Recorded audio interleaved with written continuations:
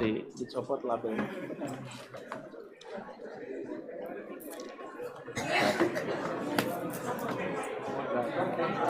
Mas Syarif ya? Ya, Hidayat. Mas Syarif Hidayat. Ambil.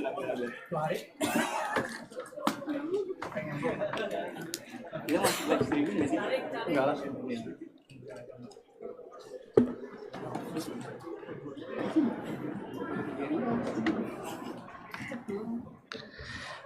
Assalamualaikum warahmatullahi wabarakatuh.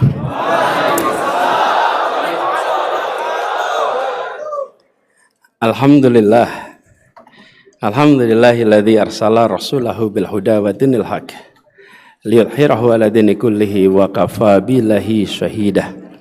Asyhadu an la ilaha illallah wa asyhadu anna Muhammadan abduhu wa rasuluh.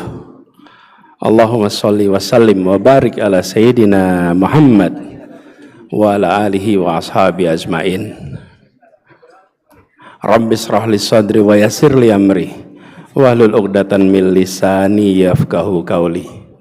Raditu billahi rabbah wa bil islami dinah wa bil muhammadin nabiyya wa rasulah.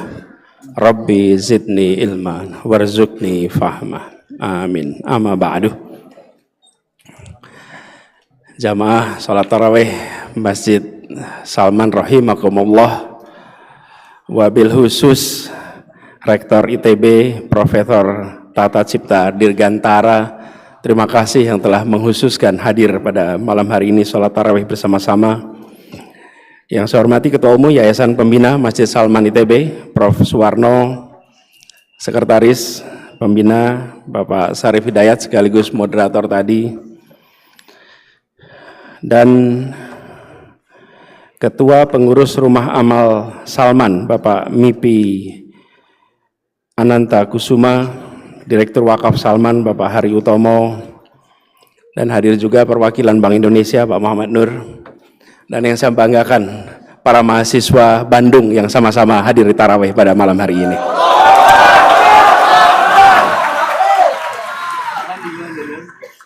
Alhamdulillah senang sekali bisa kembali ke Bandung, apalagi kembali ke Masjid Salman ini.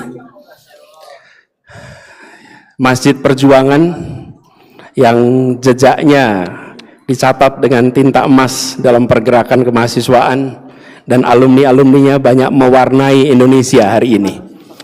Insya Allah ke depan lebih banyak lagi alumni yang mewarnai dari Masjid Salman ini.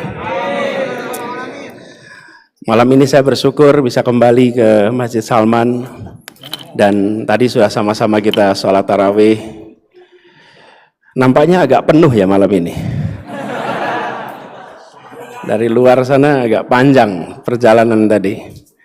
Dan saya ini pertama kali Pak, kembali lagi setelah bertahun-tahun. Dulu saya sering datang ke sini ketika masih aktif di mahasiswa.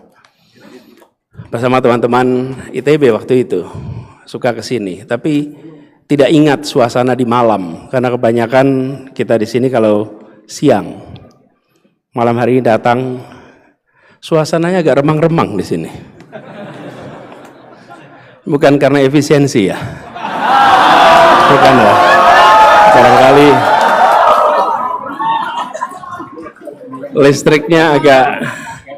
listrik di sana, saya perhatikan Pak, listrik di sana agak redup, tapi bagian imam terang benderang. Yang di sini tidak mengalami efisiensi, yang di sana mengalami efisiensi ya.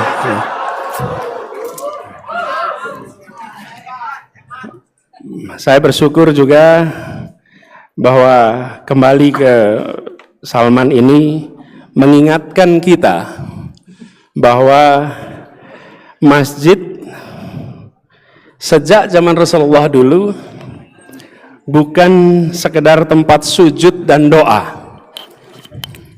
Kalau ada yang mengatakan masjid sekedar tempat sujud dan doa, salah. Masjid ini adalah tempat tentang gagasan keadilan dibicarakan.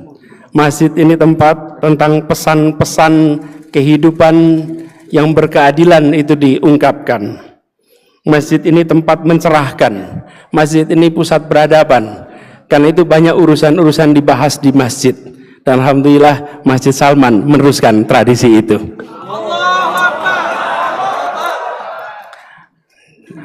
Karena ada yang protes.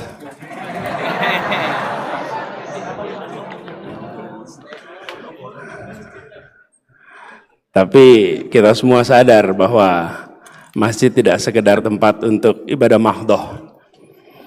Dan kita juga melihat terjadi perubahan zaman. Di masjid ini kita membaca tanda-tanda perubahan zaman itu. Dan harus selalu antisipatif dalam baca perubahan zaman. Berapa waktu yang lalu Pak Rektor, saya sempat bertemu dengan alumni ITB, tapi pada waktu itu era kampanye Pak, jadi tidak di dalam kampus. Pada waktu itu saya cerita, dulu saya kalau datang ke kampus ITB selalu terima tulisan, "Selamat datang putra-putri terbaik." Alhamdulillah sekarang sudah ditambah, "Selamat datang putra-putri terbaik dan calon pemimpin masa depan." Cuman karena tambahannya sekarang antrinya masih panjang. Ini besok baru nanti. Nah, malam ini saya dapat tugas untuk bicara tentang demokrasi berpikir kritis. Saudara-saudara sekalian, ketika Rasulullah Muhammad SAW memimpin di Madinah selama 10 tahun, itu tahun 622 sampai 632, 10 tahun. Pada masa itu adalah masa di mana surah, musyawarah, percakapan, kesetaraan itu hadir. Dan yang menarik, yang ini saya ingin bahas kemudian, ketika baginda Nabi besar Muhammad SAW wafat, diteruskan dengan 4 khalifah al-Rasyidin. Dalam periode 29 tahun, dari 632 sampai 661. Selama 29 tahun itu, ditambah 10 tahun, kita menyaksikan sebuah jalannya tata pemerintahan yang berbeda dengan dimanapun di muka bumi pada zaman itu. Pada zaman itu, pergantian kekuasaan ditandai dengan pertempuran. Pergantian kekuasaan ditandai dengan kemenangan dengan kekerasan. Dan di masa 39 tahun itu, proses pemerintahan dijalankan dengan kedamaian, dengan institusi, dengan pelembagaan musyawarah. Bahkan penentuan kepemimpinan pun berdasarkan proses musyawarah. Keempat khalifah tadi dipilih menggunakan musyawarah. Cari di masa itu di seluruh muka bumi mana yang pernah mengadakan proses musyawarah seperti itu kecuali di Madinah. Hari ini kita memberikan label, pada masa itu belum ada terminologinya. Itu sebuah proses yang hari ini disebut sebagai demokratis. Itu sebuah proses di mana ada kepastian hukum, ada ketetapan hukum, di mana khalifah pun bisa berdiri di depan hakim, dan hakim pun banyak kisahnya menyatakan khalifah salah ketika dituntut oleh rakyat. Itu adalah periode di mana ada demokrasi, yang hari ini kita sebut istilahnya demokrasi. Di masa itu pergantian kekuasaan dengan kekuatan fisik, dengan kekuatan senjata. Di masa itu 39 tahun disebut sebagai masa keemasan, dan pada waktu itu praktek demokrasi dikerjakan. Sayangnya tidak berkelanjutan. Sesudah itu sistem lebih tradisional kembali. Yang satu dengan prinsip menggunakan rujukan Bani Hashim, yang satu dengan prinsip keturunan Rasul. Satu kita sebut Sunni, satu kita sebut Syiah. Ini adalah sebuah contoh bagaimana demokrasi pernah hidup dan dijadikan rujukan. Sehingga bagi umat Islam sebenarnya menjalankan proses demokrasi itu bukan hal yang baru. Justru umat Islam yang mempraktekkan pertama dan menunjukkan pada dunia bahwa demokrasi bisa dijalankan dan demokrasi berdampak pada kesejahteraan. Periodenya 39 tahun itu. Nah, sekarang di Indonesia kita sedang menjalani proses demokrasi. Tentu sejak tahun 661 sampai sekarang sudah ada perjalanan amat panjang. Banyak modifikasi, banyak hal-hal yang baru, banyak komplikasi. Bahkan kalau kita lihat jumlah penduduknya pun hari ini sudah makin besar, sistem demokrasi pun mengalami banyak sekali pertumbuhan. Tapi harus kita ingat bahwa demokrasi ini bukan sekedar soal sistem pemerintahan, tapi demokrasi ini soal ekosistem, di mana salah satu kunci adalah masyarakat. Masyarakat yang terdidik, masyarakat yang tercerahkan, masyarakat yang peduli. Tapi jika masyarakatnya apatis, masyarakatnya terjebak dalam fanatisme, enggan berpikir kritis, maka ekosistemnya bisa sakit, demokrasinya bisa layu. Ada seorang yang pemikir terkenal namanya Alexis Tocqueville pernah mengatakan bahwa demokrasi itu sering tidak hancur dari serangan luar, tapi demokrasi itu malah hancur dari kerusakan sendiri ketika kita semua tidak peduli terhadap kebebasan dan keadilan. Hari ini rasanya kita peduli, tapi belum tentu kepedulian kita direspon. Sering kan itu yang jadi masalah. Karena itu kita semua harus lebih sering untuk terlibat. Di kampus saya sering berdiskusi dengan teman-teman mahasiswa dan banyak sering menemukan statement, "Pak, saya tidak peduli dengan politik. Saya tidak peduli dengan siapa yang memimpin. Saya tetap kerja, saya tetap cari nafkah seperti biasa. Toh ganti pemimpin, ya hidup saya begini-begini saja." Rasanya enggak ya. Ganti pemimpin UKT bisa naik.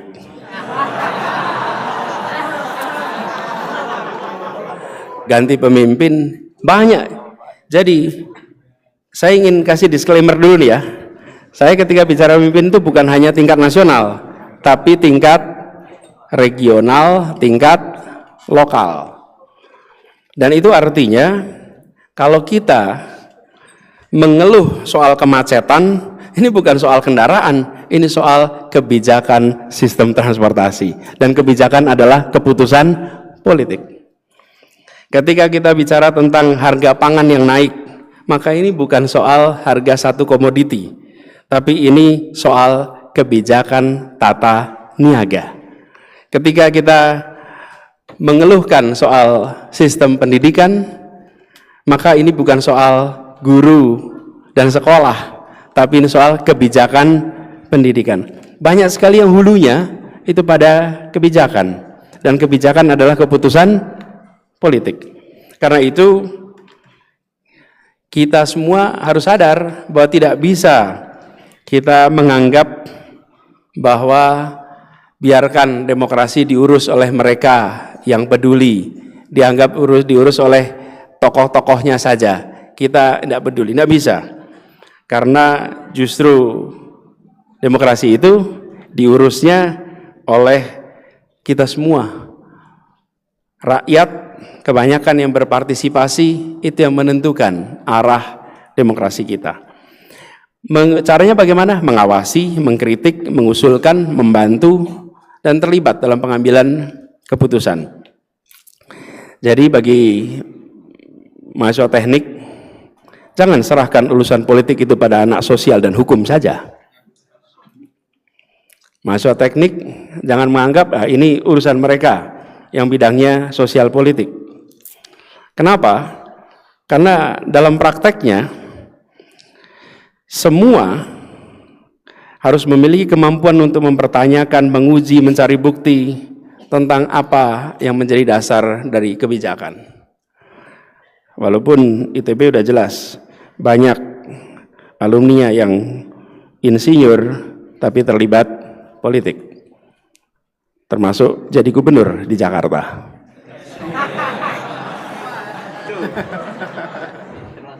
Ada yang mau hijrah nggak jadi soalnya.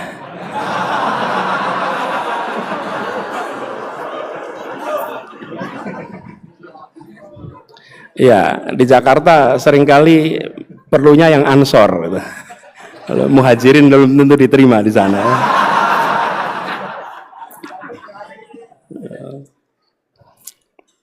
Walaupun sama-sama satu alumni ya. Nah, ini juga saudara sekalian yang saya ingin teruskan di sini. Bagi teman-teman adik-adik semua, terutama mahasiswa ITB, harus terdepan dalam urusan berpikir kritis. Karena salah satu tantangan terbesar dalam demokrasi adalah bagaimana mengambil keputusan yang baik, keputusan yang benar. Dan itu harus memiliki kemampuan berpikir kritis. Kritis itu beda dengan sinis. Dan kritis itu bukan berarti selalu menolak, selalu curiga. Berpikir kritis adalah tentang pemahaman yang lebih dalam sebelum kita mengambil kesimpulan. Para ilmuwan, filosof, intelektual dari zaman ke zaman menekankan soal kemampuan berpikir kritis. Al-Farabi bicara tentang bagaimana ilmu harus didasarkan pada logika yang benar. Ibnu Khaldun di Mukaddimahnya menekankan bahwa sejarah harus dibaca dengan skeptisisme metodologis. Jangan percaya begitu saja pada satu sumber, tapi lihat dari berbagai sudut pandang. Ini Ibnu Khaldun, itu adalah salah satu bapak ilmu sosial dunia. Ibnu Khaldun lah yang pertama kali bisa menganalisa sejarah bukan sebagai dongeng, tapi sebagai ilmu.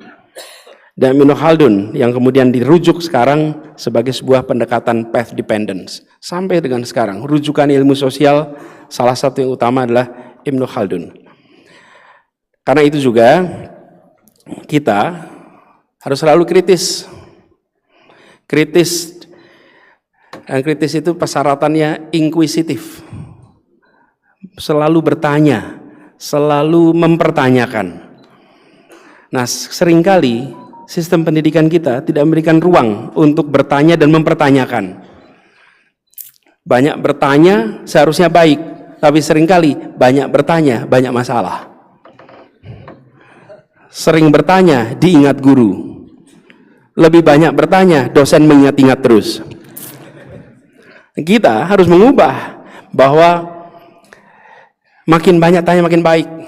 Itu kalau dibuatkan grafik, sumbu horizontal dan vertikal. Horizontalnya umur, vertikalnya adalah kekritisan. Yang menarik, di usia muda makin kecil anak makin kritis, makin tambah usia kekritisannya berkurang, inkuisitifnya berkurang. Seharusnya makin berumur makin kritis. Nah, kita membutuhkan yang makin hari makin kritis. Dan kritis ini akan menjadi tameng, saudara-saudara sekalian. Apalagi kita hidup di era yang banyak hoax. Kalau banyak hoax, saya pernah ditanya, apa menghadapi hoax? Cara menghadapi hoax adalah dengan memiliki kemampuan berpikir kritis. Kemampuan berpikir kritis adalah benteng dalam menghadapi hoax. Hoax itu akan dengan mudah diterima dan disebarkan ketika kita tidak mengkritisi isinya. Nah, ini juga dalam proses demokrasi. Ketika ada narasi, ketika ada pesan dari tokoh, dari siapapun, maka latih untuk mencari informasi, memverifikasi, mengecek ulang, memastikan akurat. Jadi di dalam masyarakat demokratis, walaupun ada suasana kebebasan berbicara, tapi kekritisan itu penting. Dan meneruskan soal kebebasan, saya ingin garis bawahi, kebebasan berbicara itu bukan berarti pendapat semua orang bobotnya sama. Kadang-kadang kita menyaksikan karena ada kebebasan berbicara, maka bobotnya sama. Ya kalau kita bicara tentang jembatan antara insinyur sipil dengan bukan insinyur sipil, kira-kira bobotnya besar mana? Insinyur sipil. Tapi seringkali sekarang atas nama kebebasan berbicara, semua punya bobot untuk bicara apa saja. Dan kita seakan-akan kehilangan daya pilih mana yang sesungguhnya kita jadikan rujukan. Sama bicara moneter. Ya antara ekonom dan non-ekonom tentu berbeda. Jadi soal kepakaran ini adalah sesuatu yang juga harus menjadi pegangan bagi kita. Dan bicara tentang kepakaran, saya rasa di kampus ITB ini stoknya banyak sekali. Masa COVID kemarin tadi seperti diceritakan, kami merasakan pasokan ide gagasan untuk menyelamatkan sesama. Walaupun banyak juga yang kuliahnya di bidang A, berkaryanya di bidang B. Tapi yang luar biasa adalah bagaimana insinyur teknik nuklir bisa menjadi menteri kesehatan. Itu menurut saya luar biasa. Mudah-mudahan bawa kebaruan yang sesungguhnya di sana. Saya lihat ada dalang luar biasa, budayawan luar biasa. Ketika dicek, ternyata lulusan matematika, Sujiwo Tejo. Itu juga pengalaman saya ketika masih kuliah, menjemput seseorang yang dulu aktif di Masjid Salman, namanya Bang Imaduddin Abdurrahim. Saya selalu ceritakan ini berkali-kali. Saya itu tahunya Bang Imad dari buku kuliah Tauhid. Jadi membayangkannya Bang Imad itu seorang ulama. Ternyata ketika baca riwayatnya insinyur elektro. Jadi pas beliau memberikan ceramah di Jogja, kira-kira kayak ginilah ceramahnya. Saya bagian tugas menjemput. Sebagai struktur kepanitiaan bukan yang penting. Yang penting itu ketua panitia Ramadan. Itu tenar, terkenal, dan yang menonjol. Saya bagian seksi transportasi. Tapi seksi transportasi yang ngobrol paling banyak sama penceramah. Dari mulai jemput di bandara sampai ngantar kemana-mana. Lalu saya tanya Bang Imad, saya ini baru tahu kalau Bang Imad itu adalah insinyur listrik. Gimana ceritanya? Cerita. Waktu beliau masih SMP kalau tidak salah, di Sibolga, ada peresmian bendungan bukan Sibolga, Asahan. Di Asahan, bendungan Asahan. Nah, pas peresmian bendungan Asahan itu, yang meresmikan Bung Hatta. Jadi anak-anak muda, laki-laki, dari kampung itu semuanya datang. Ini tahun 50-an, belum ada TV, radio masih minim, jadi semuanya pengen datang, ingin lihat wajahnya Bung Hatta. Seperti apa wajah wakil presiden asal Sumatera itu. Oh, semua orang Sumatera pengen lihat waktu itu. Datang, lalu Bung Hatta pidato di situ. Nah, dalam pidatonya, Bung Hatta bilang begini kira-kira. Di masa depan, Indonesia akan membutuhkan banyak lagi bendungan-bendungan seperti ini. Karena Indonesia membutuhkan energi listrik yang banyak sekali. Dan Indonesia di masa depan membutuhkan banyak sekali insinyur-insinyur listrik. Kata Bang Imad, semua anak pulang ke kampung pengen jadi insinyur listrik. Kenapa? Karena kata Bung Hatta itu yang dibutuhkan oleh Indonesia ke masa depan. Apa yang menarik dari fenomena ini? Tidak ada orang yang mendengarkan pidato Bung Hatta dan berpikir negatif. Begitu Bung Hatta bilang kita butuh insinyur listrik, semua mengatakan, saya dengar, saya jalankan. Saya akan jadi insinyur listrik. Itu yang disebut sebagai kepercayaan tanpa syarat. Percaya pada Bung Hatta tanpa syarat. Orang ini berintegritas. Tidak ada yang pulang mikir, kira-kira adiknya punya kontraktor kontraktor listrik gak ya gitu. Adiknya mungkin kontraktor untuk pengembangan waduk gak ya gitu. Nah ada. Nah ada. Apa martabak? Enggak lah martabak. Jauh itu sih. Ya. Jadi tidak ada yang terpikir bahwa Bung Hatta itu sedang membawa kepentingan pribadi. Tidak ada.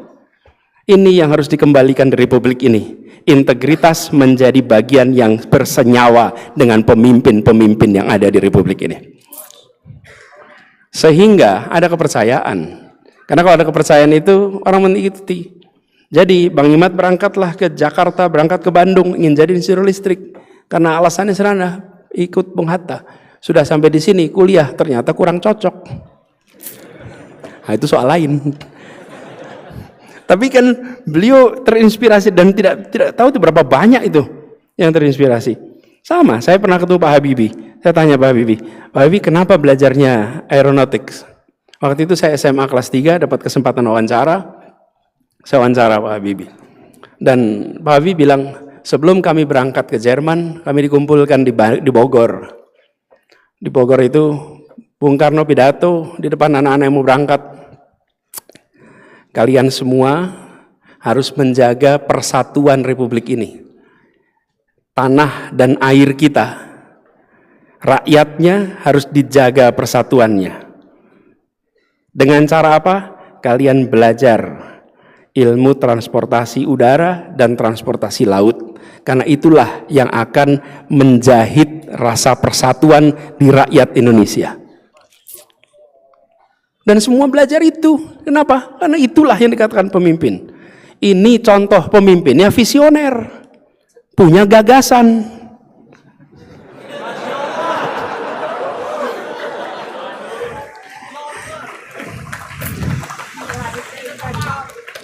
Memang ada apa?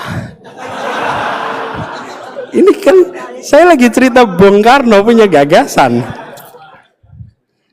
Bung Karno punya gagasan dan gagasan yang diungkapkan lalu menjadi inspirasi. Kalau tidak ada gagasannya nggak pernah jadi inspirasi. Paling hanya bisa difoto. Tapi kalau gagasan dia menempel di dalam benak dan dia menjadi penggerak. Karena itulah kalau kita lihat mereka-mereka memiliki visi, memiliki misi, ditopang dengan integritas, ditopang dengan daya artikulasi yang hebat, maka dia menjadi pesan yang menginspirasi begitu banyak. Dan lihatlah apa yang terjadi. Karena itulah saudara-saudara sekalian, ketika kita berbicara tentang demokrasi pada hari ini, kita menginginkan demokrasi yang berjalan untuk kepentingan rakyat, bukan demokrasi yang berjalan untuk kepentingan sekelompok orang yang memegang kewenangan.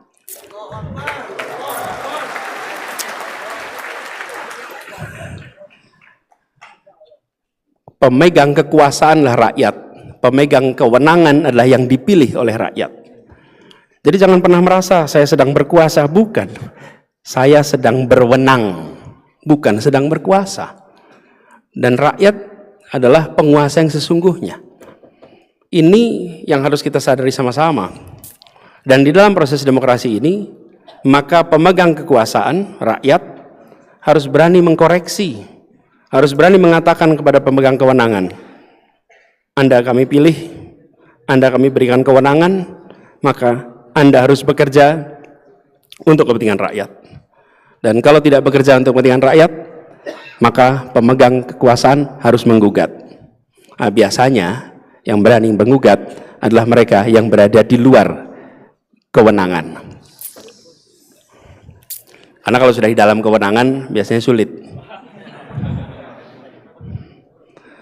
Karena itulah saudara sekalian, dalam konteks demokrasi sekarang kita harus kritis mempertanyakan, dan negara harus terbuka. Tidak boleh negara tertutup menghadapi kritik, menghadapi komentar.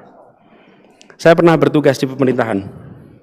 Waktu kami bertugas, yang disebut sebagai kritik itu banyak sekali.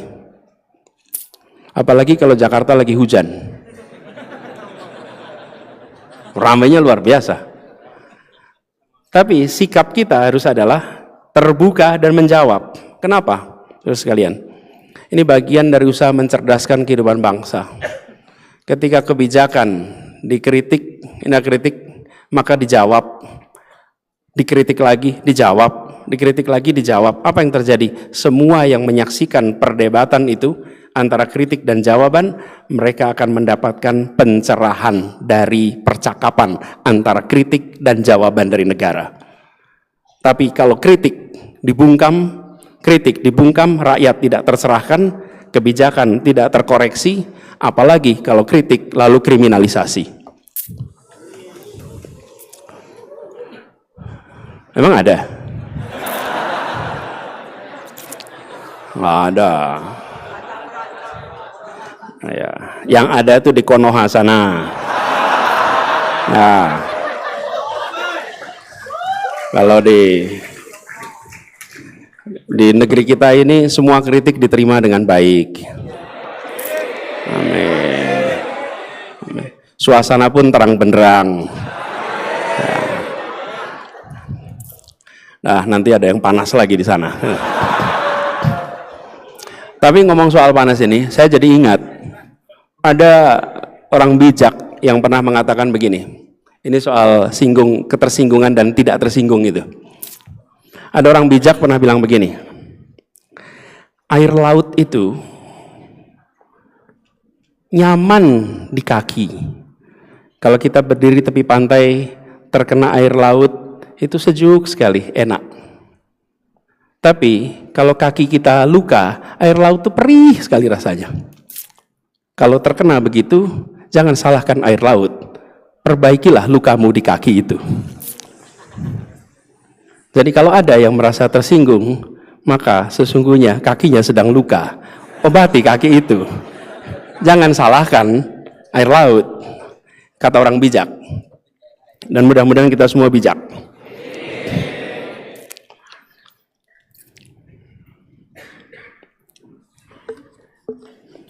Kita semua sedang menghadapi Indonesia yang sedang berat. Dan hari-hari ini banyak saudara-saudara kita sedang menghadapi bencana alam akibat banjir.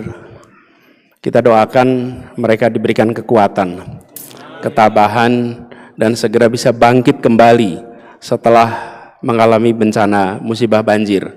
Banyak di Jawa Barat, di Jakarta, Banten, dan sekitarnya yang hari-hari mengalami banjir, longsor, dan lain-lain. Tapi juga kita sedang mengalami kesulitan ekonomi yang luar biasa. Kondisi perekonomian kita sedang melemah. Dalam situasi seperti itu, saudara sekalian, kita tidak boleh terjebak dalam pesimisme. Kita harus selalu menjaga optimisme itu. Bangsa Indonesia sudah mengalami suasana naik turun, dan kita selalu bisa melewati berbagai macam tantangan. Karena itu, jangan kita terbawa dengan pesimisme. Kita harus dorong optimisme itu. Bahwa yang dikerjakan pemerintah disetujui apa tidak, itu soal kebijakan. Tapi bangsa ini tidak boleh terjebak dalam pesimisme. Kita harus terus menghidupkan optimisme, karena optimisme itu adalah akar kekuatan bangsa Indonesia. Dan kita percaya bahwa kita akan selalu bisa melewati semua tantangan itu. Doa kita tidak pernah berubah. Setiap tantangan yang diberikan kepada kita, pasti kita sanggup. La yukallifullahu nafsan illa usaha. Jangan berikan beban yang kami tidak mampu untuk memikulnya. Sehingga ketika kita mendapatkan beban seperti ini, kita yakin bahwa Allah Subhanahu wa taala pasti sudah menakar kemampuan kita. Jadi jagalah optimisme itu. Selalu ada jalan keluar. Di dalam setiap kesulitan ada kemudahan.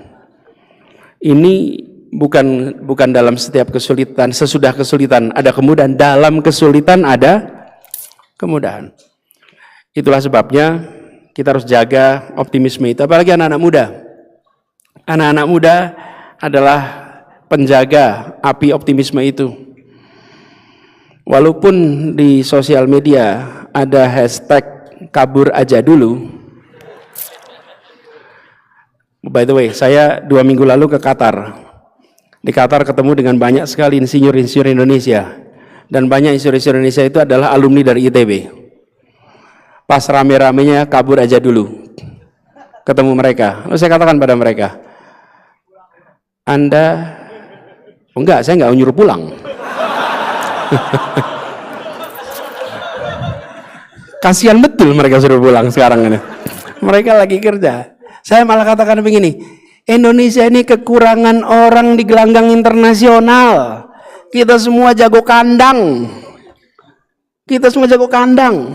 Dan kita ini kalau ada yang mau ke internasional, enggak nasionalis lu.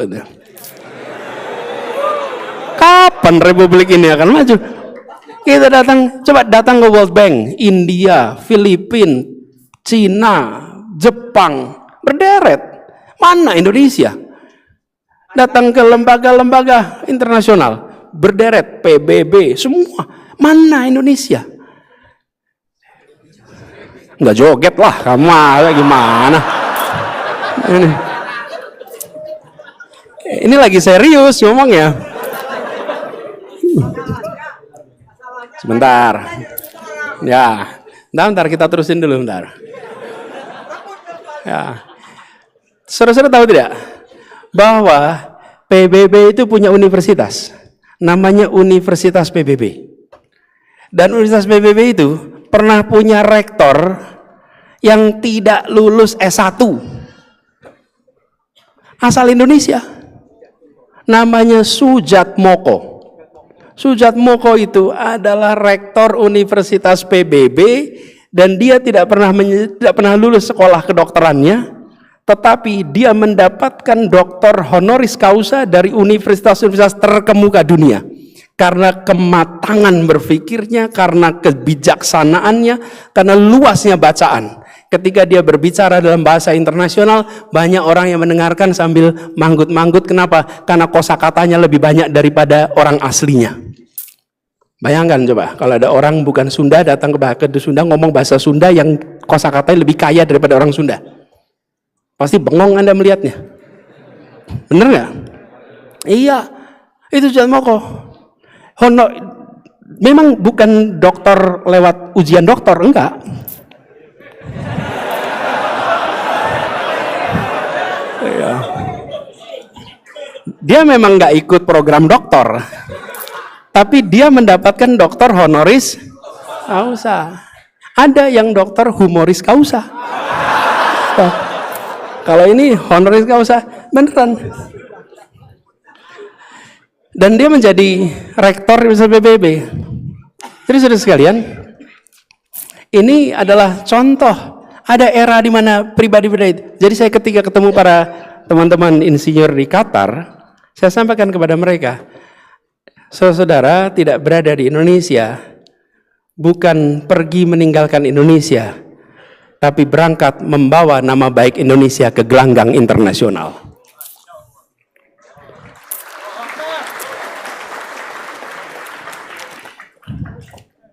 Jadi kita jangan pandang mereka itu, mereka lagi bawa nama baik kita. Ketika dia memimpin rapat dan luar biasa, lalu orang bertengkokan, orang dari mana ini? Oh, dari Indonesia. Lulusan mana? ITB. ITB, di mana itu? Di Bandung. Mau dibilang universitas institut teknologi terbaik di Indonesia gitu kan? Berani nggak disebut itu? Ini contoh.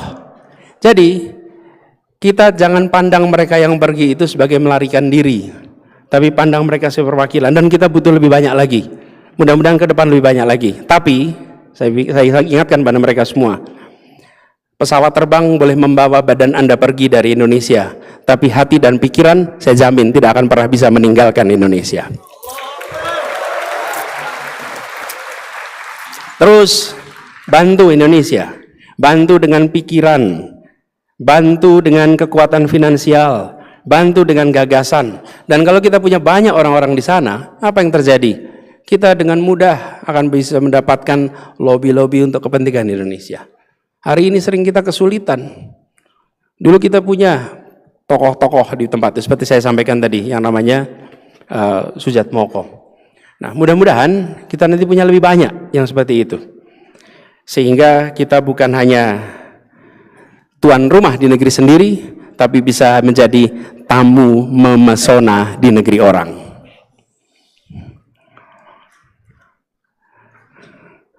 Nama baik kemudian terjaga di situ.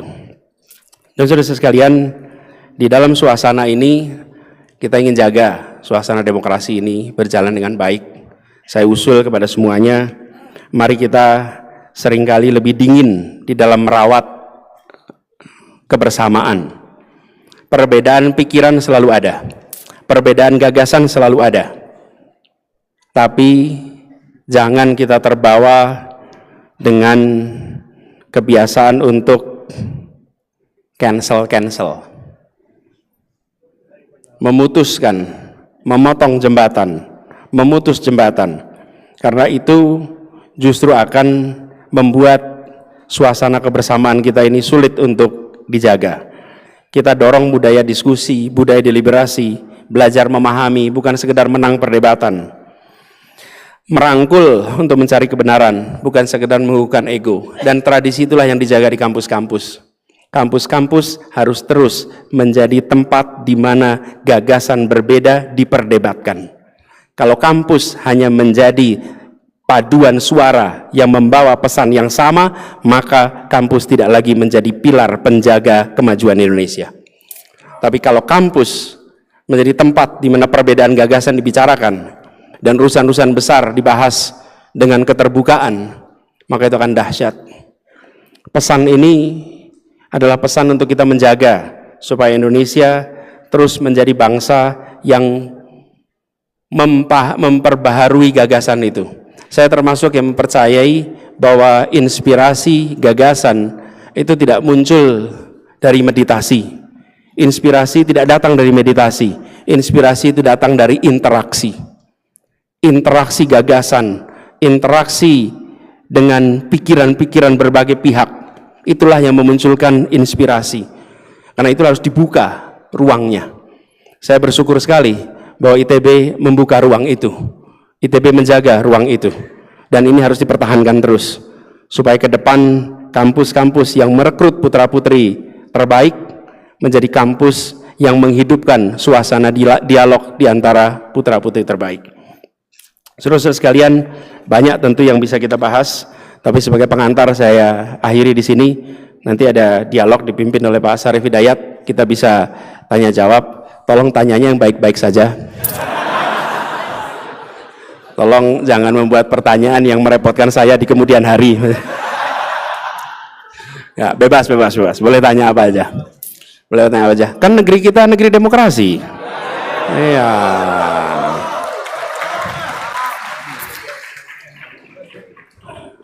Oke, barangkali saya akhiri di sini. Silakan Pak Moderator, monggo. Baik, saudara sekalian, yang ngacung pertama perempuan tadi itu yang agak sebelah tengah ya itu. Silakan, penanya kedua, ya.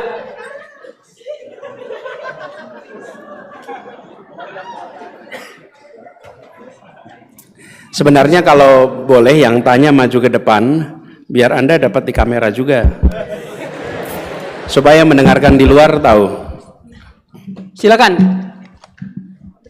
Assalamualaikum warahmatullahi wabarakatuh. Terima kasih kesempatannya untuk bertanya. Terima kasih Pak Anies sudah datang malam ini. Perkenalkan, nama saya Bilal. Saya dari Institut Teknologi Bandung, jurusan Teknik Fisika. Namanya siapa sekali lagi? Bilal, Mas. Bilal. Jadi mungkin saya pengen sedikit curhat dikit juga. Waktu tidak ada. Oh iya ya. Siapa? Tidak ada waktu curhat. Sedikit. Poin pertanyaan. Jadi Pak, Saya buat secepat mungkin ya Pak. Jadi di sini kita semua setuju dengan yang Pak Anies sampaikan. Makanya kita semua hadir di sini gitu. Kita setuju bahwa kita perlu menjaga optimisme kita terhadap Indonesia. Dan kita setuju bahwa satu hal yang paling penting untuk menjaga optimisme tersebut adalah meningkatkan daya pikir kritis masyarakat Indonesia. Tapi masalahnya Pak, saat ini Indonesia bukan kekurangan orang yang bisa berpikir kritis menurut saya. Tapi Indonesia kekurangan orang yang amanah Pak.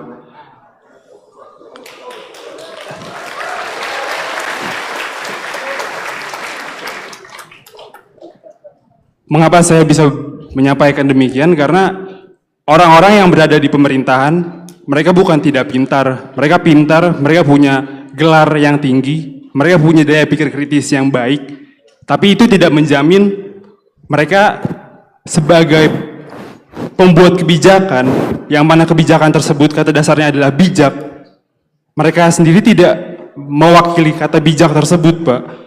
Sehingga yang saya sedihkan adalah kami sebagai masyarakat ingin memperbaiki Indonesia. Kami ingin menjaga optimisme kita terhadap Indonesia, tapi upaya kami seperti dibungkam, seperti kami tidak dipedulikan oleh mereka yang ada di atas sana. To the point, pertanyaannya apa? Iya, sedikit lagi Pak. Kalau tidak saya potong. Siap. Sedangkan untuk kita masuk ke pemerintahan yang pernah seperti dilakukan oleh Mas Anies juga, itu tidak mudah untuk bisa bersih di dalam pemerintahan. Jadi dari luar sulit dan dari dalam juga sulit gitu. Jadi pertanyaan saya adalah bagaimana cara terbaik yang bisa kita lakukan sebagai masyarakat Indonesia untuk tetap menjaga optimisme kita untuk selalu ada dan selalu meningkat setiap harinya, Pak. Terima kasih. Baik. Perempuan yang tadi, silakan.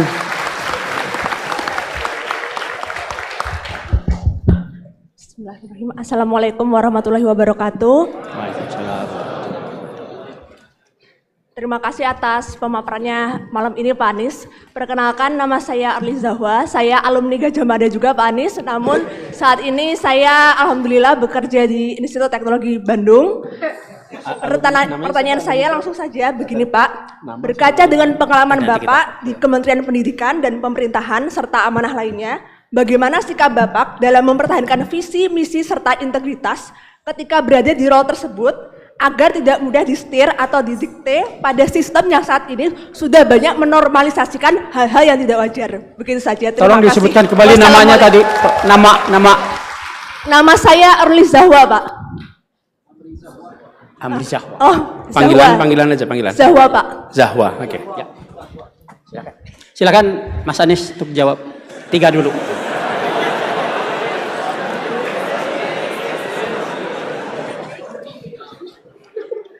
Rasanya kayak lagi ujian dokter nih. Saya ujiannya beneran loh waktu itu. Beneran.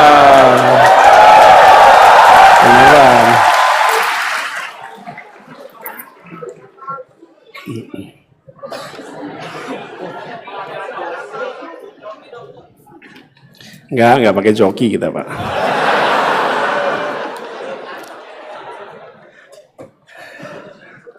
Wawan, makasih. Wawan, tentang apa misi dan nanti Anda memutuskan mau ikut bergabung atau hijrah. Nomor 1, Anda harus memiliki kompetensi kelas global.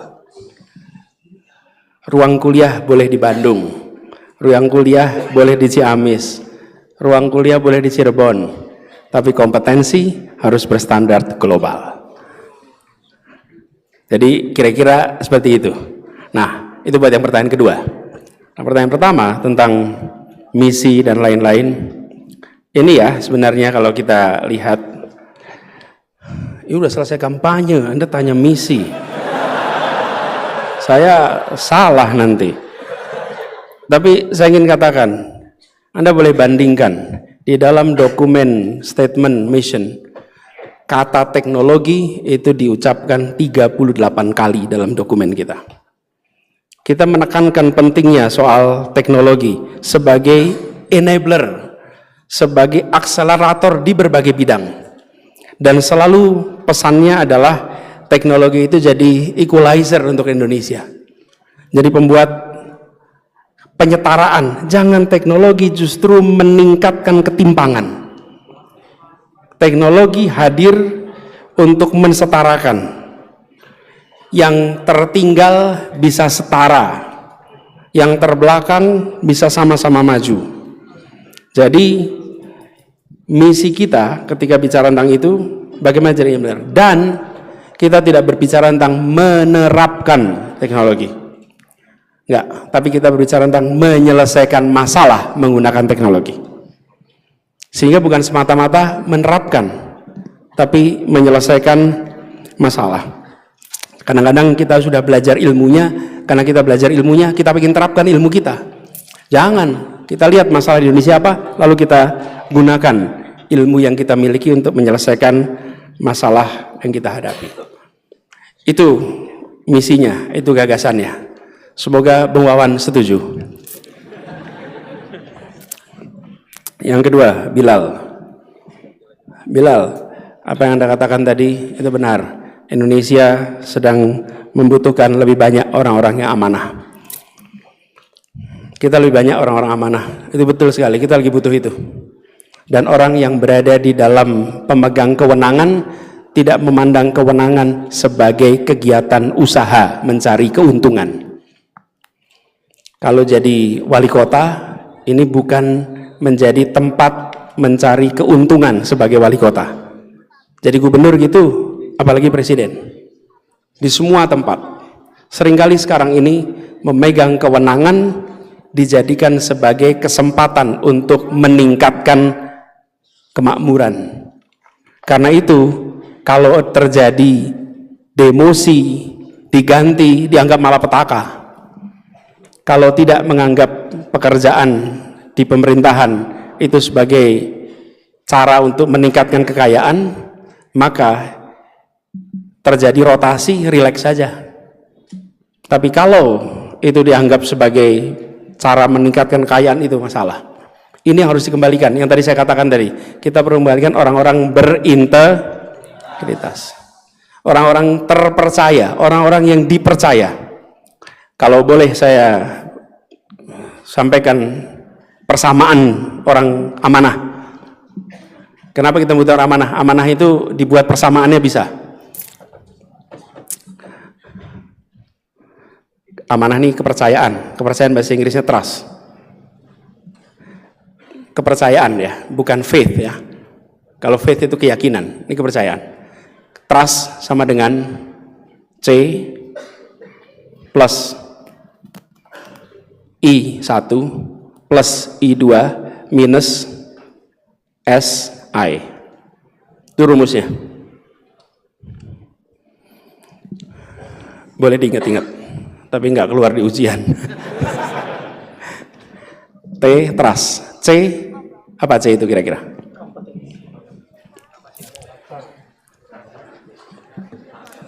Competence.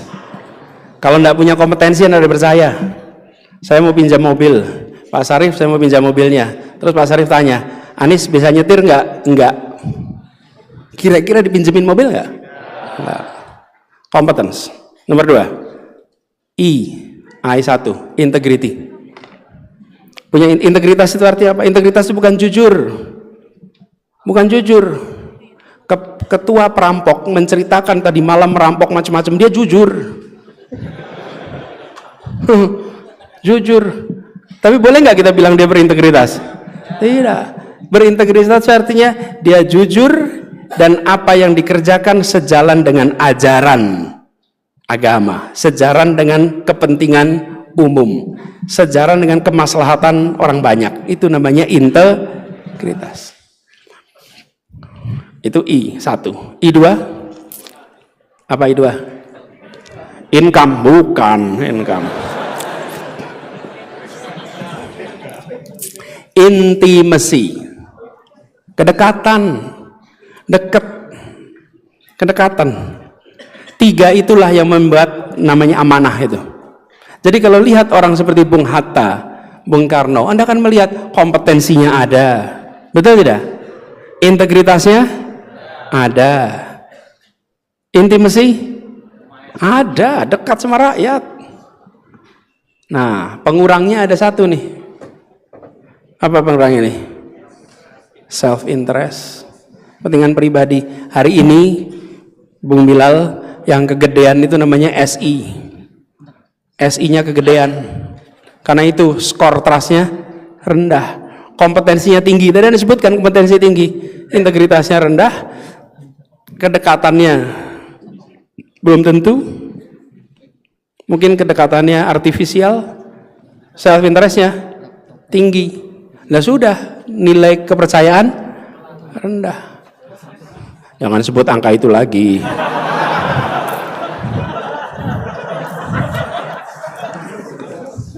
Saya aja nggak ngulang, itu nanti masalah nanti kan. Nah, jadi saudara sekalian, kita jaga itu semua. Apa yang dikatakan Bilal itu benar. Saya ingin sampaikan satu hal yang hilang di Republik ini. Selain itu adalah meritokrasi. Meritokrasi. Masuk ITB, meritokrasi tidak? Anda jawab aja sendiri. Ketika kita menerapkan meritokrasi, itu yang tadi saya sampaikan, ketika 4 khalifah itu dipilih, meritokrasi enggak musyawarahnya itu? Musyawarah. Ketika Abu Bakar As-Siddiq radhiyallahu anhu dipilih, itu berdasarkan syura. Sayyidina Umar, Sayyidina Utsman, Sayyidina Ali, itu meritokrasi, rapat, diskusi. Dicari yang terbaik di antara semua. Bahkan ketika Sayyidina Umar menjelang wafat, dia mengatakan jangan sampai anak saya ikut di dalam salah satu calon pengganti saya. Sayyidina Ali mengatakan jangan sampai anak saya ikut di dalam salah satu pengganti saya.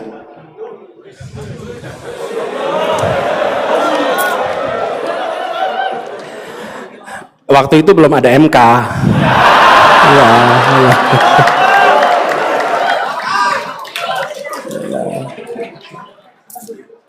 Untung belum ada MK.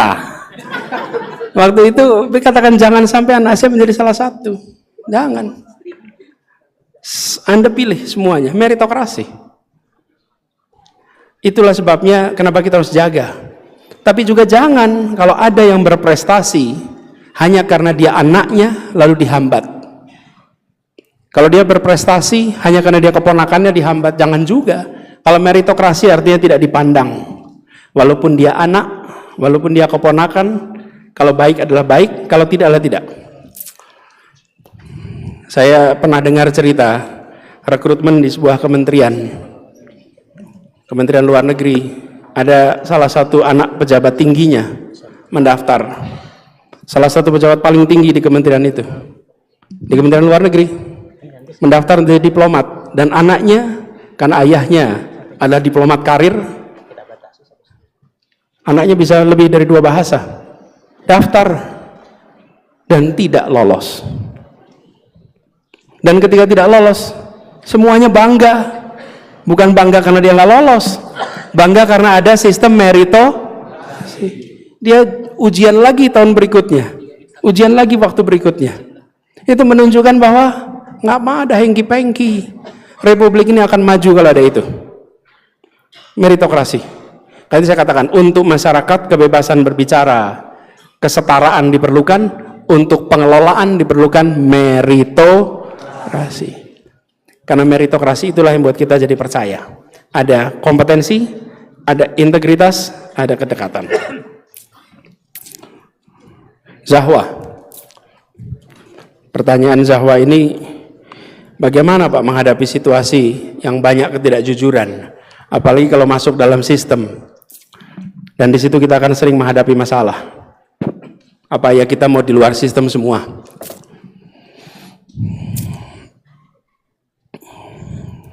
Memang ini salah satu tantangan yang paling besar.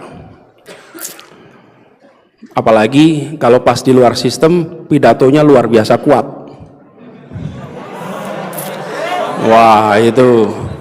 Terus ada rekam jejak digitalnya. Waduh, pas menjabat itu ditagih semua itu nanti. Tapi itulah baiknya era sekarang. Apa yang dikatakan saat di luar sistem, terus ada dalam memori publik dan dimintai pertanggungjawabannya kita berada dalam sistem. Ini bagian dari kemajuan yang kita syukuri. Kita syukuri. Walaupun bagi yang mengatakan barangkali coba dulu nggak ngomong gitu. Tapi saudara sekalian, saya ingin garis bawahi gini. Di dalam kita berhadapan dengan kenyataan, kita tidak mungkin selalu dalam situasi ideal. Tidak mungkin. Saya selalu gunakan diagram 4 kuadran. Sumbu X dan sumbu Y. Sumbu X adalah nilai. Nilai itu atas benar, bawah salah. Sumbu Y adalah manfaat, menguntungkan, merugikan, baik, buruk. Yang kita inginkan tentu berada di kuadran 1, di mana keputusan yang dibuat itu benar secara nilai dan baik secara konsekuensi. Itu ideal, tidak ada perdebatan.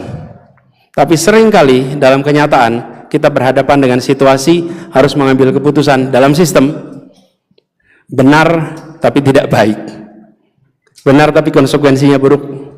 Atau kita sering harus mengambil keputusan salah secara nilai, secara aturan, tapi baik secara konsekuensi. Nah, di sini ruang kebijaksanaan yang harus kita hindari adalah kuadran yang keempat, yaitu tidak benar dan tidak baik. Jadi, Zahwa, kalau Anda memasuki sistem, maka tempatkan dalam pikiran Anda kuadran itu. Setiap Anda berhadapan dengan dilema, maka Anda lihat, saya berada di kuadran mana ini. Dan kalau saya harus ambil keputusan, maka saya ambil keputusan yang saya harus bisa jelaskan. Kadang-kadang kita harus mengambil keputusan tidak benar tapi baik. Kadang-kadang harus keputusan baik, maaf, tidak baik tapi benar. Yang benar dan baik di situ nggak ada perdebatan. Itu salah satu contoh ketika kita berada di dilema. Nah, kalau kita punya framework itu, maka masuk dalam sistem, teman-teman akan bisa melihat dengan lebih tenang. Tapi kita membutuhkan lebih banyak lagi orang-orang yang mau berada dalam sistem. Ketika saya masuk ke Jakarta, salah satu kepala dinas di Jakarta orangnya sangat cerdas dan selalu bisa menjelaskan tentang persoalan-persoalan infrastruktur dengan baik. Transportasi, jalan, air, semua kebijakan infrastruktur. Kemudian saya cek siapa ini gitu. Ternyata insinyur dari ITB, lulusan teknik sipil, namanya Yusmada Faisal, insinyur ITB. Dia misi masuk dalam sistem. Saya tidak mengira ITB jadi PNS, karena biasanya nggak banyak, tapi yang masuk. Nah, di sini teman-teman dia menjalani proses struktur itu sampai menjadi pengambil keputusan, dan ketika mengambil keputusan dia mengelola anggaran hampir 4 triliun rupiah, lebih banyak daripada anggaran-anggaran kementerian ketika mengelola infrastruktur di Jakarta. Dan pada saat itu dia bisa mengambil begitu banyak keputusan berikan manfaat, tapi untuk sampai ke sana dia harus menjalani proses dalam birokrasi. Nah, disinilah letak tantangannya. Tapi saya yakin kalau kita punya pegangan itu dan punya keyakinan atas nilai yang kita pegang, insya Allah ini bisa terlewati. Lalu ke depan, saudara sekalian, tadi ada satu pernyataan tentang suasana kita ini sedang tidak baik-baik saja. Saudara sekalian, jangan pesimis. Bung Karno kuliah di ITB 1921 sampai 1926. Dia berjuang untuk Indonesia merdeka. Tapi kalau pada saat itu ditanya, Bung, kapan itu merdeka? Nggak tahu kapan. Tapi saya tahu itu akan terjadi. Saudara sekalian, tahun 21 sampai 26 itu kalau sampai tahun 45 itu 19 tahun lamanya. Kalau dari 21 itu 24 tahun lamanya. Sebagian dari kita umurnya baru sekitar itu. Jadi kalau kita dilahirkan pada masa itu belum merdeka hari ini. Tapi bagi yang menjalani itu panjang. Tapi dia tidak terjebak dalam pesimisme. Dia menjaga optimisme itu. Hari ini Anda jangan pesimis. Walaupun suasana sekarang mungkin ada mengatakan gelap, porak-poranda, tidak nyaman. Yakinlah Indonesia akan terang benderang nantinya. Indonesia akan bangkit nantinya.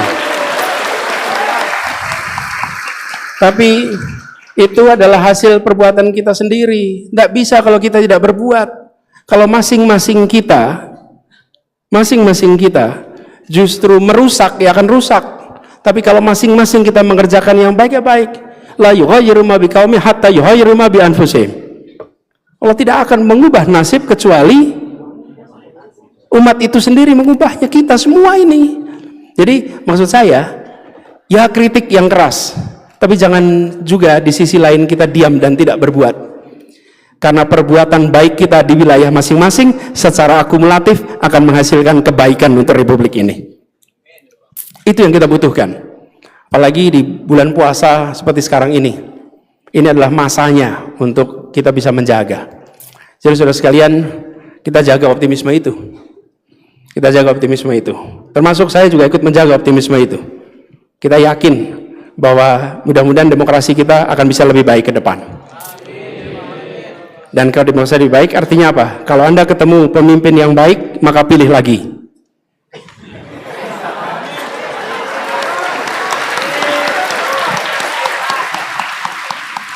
Kalau baik, pilih lagi. Kalau tidak baik, jangan lebih lagi. Simple. Dengan begitu, kita akan bisa mendorong untuk kemajuan. Dan pemimpin itu semua level ya. Kadang-kadang begitu kata pemimpin langsung seluruhnya level nasional saja.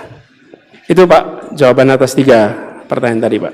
Baik hadirin sekalian, kendati pun kita sangat penasaran untuk menambah lagi pertanyaan, tetapi waktu terus bergerak maju dan kita harus beristirahat untuk besok.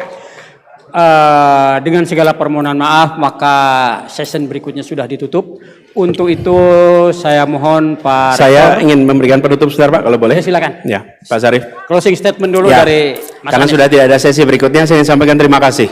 Saya kembali ke ITB ini diantar 2 alumni ITB, Bung Widi Aswindi. Ini dulu tokoh gerakan mahasiswa tahun 98 dari ITB. Boleh beri dong Bung Aswindi. Nah ini.